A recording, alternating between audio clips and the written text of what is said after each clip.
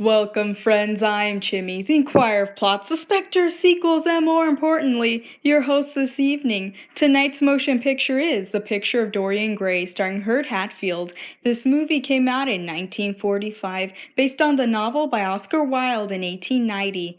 We'll see what happens in this picture-perfect film. Dorian Gray is posing for a painting by his friend Basil Hallward and meets Lord Wotton. Wotton persuades Dorian that the only point in life is pleasure, because what the gods give, they quickly take away. Dorian wishes that his portrait could age instead of him. He makes this wish openly in the presence of the Egyptian cat statue with mystical powers to grant wishes. As I grow old, this picture will remain always young.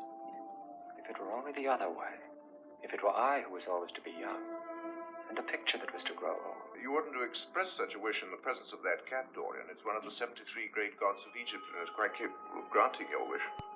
Dorian takes Wotton's advice and visits a tavern where he falls in love with a singer named Sybil Vane. After their short relationship, eventually Dorian sends Sybil a hurtful letter stating that she would not fit into his newfound lifestyle, ending their relationship. The dim, shaded light, the face appeared to him to be a little altered. The lines of cruelty about the mouth were unmistakable.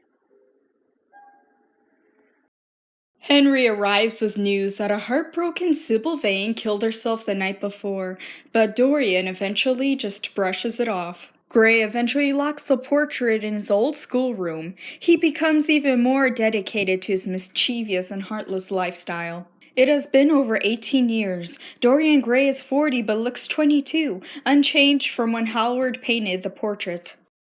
Basil eventually sees his painting and is shocked at its disfigurement. He then encourages Dorian to reform his life. However, Dorian panics and murders his friend and seals his body in the schoolroom next to the portrait.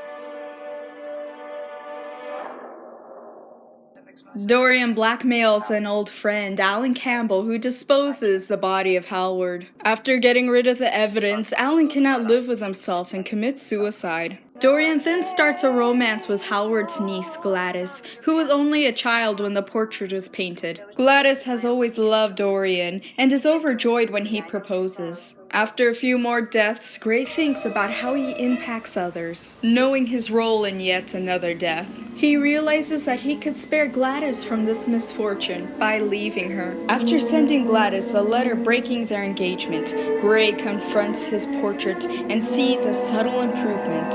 However, he decides to destroy the portrait. He stabs the portrait in the heart, seeking to end the spell. Pierced the heart of the portrait. An extraordinary thing happened.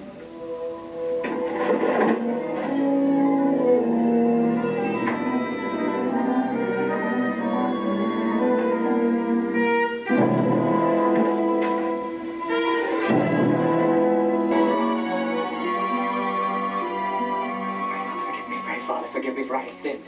Pray, Father, forgive me for I have sinned. Through my fault, through my most grievous fault.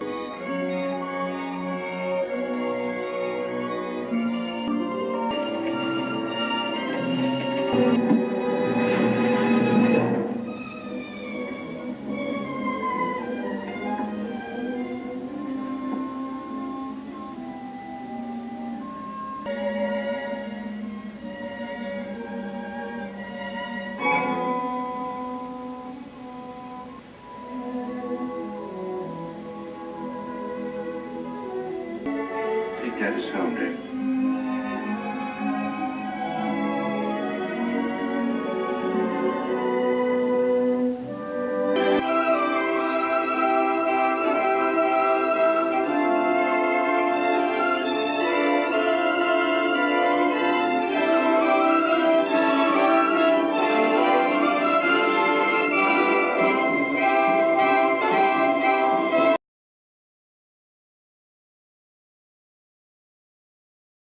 For this shady film, I was not sure which color to use, so I decided to go with something neutral, like gray.